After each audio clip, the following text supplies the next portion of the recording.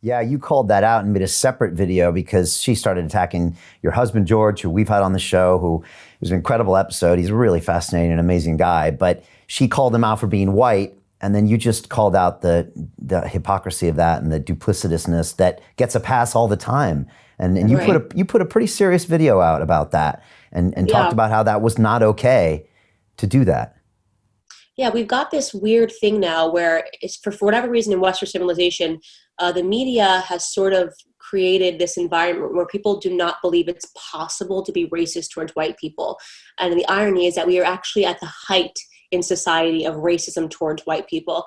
In America, being the worst with Black Lives Matter, running up to white Americans eating at a restaurant. I'm sure you've seen these clips by now of them demanding that they pledge their allegiance to Black Lives Matter by raising their fists in the air. I mean, innocently eating.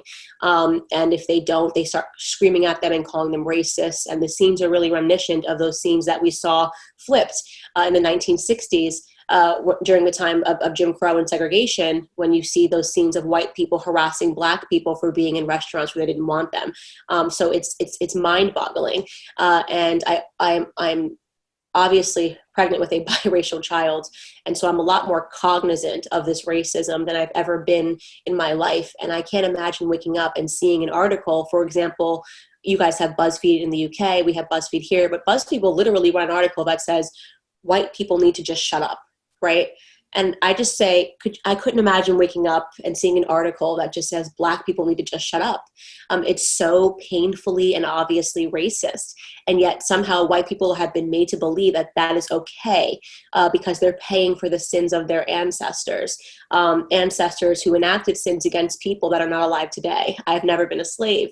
I didn't have to go through whatever your white ancestors did. And actually, I don't know why white people are made to answer for the sins of their white ancestors, but not some of the blessings that they brought, because it was white people that ended slavery first in the world.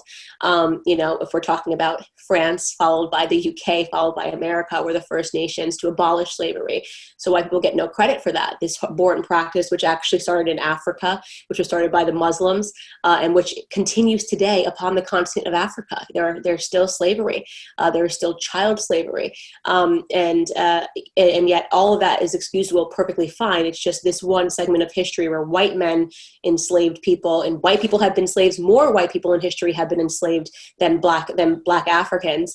And yet people don't know that. And it somehow has become perfectly permissible to just pause on this one point in history and to pretend that everything bad that happened is the white man's fault. And that is of itself us perpetuating a racist society. And I speak out against it because I'm not going to have my child when he or she is born have to decide between whether they're privileged or oppressed. It's ridiculous.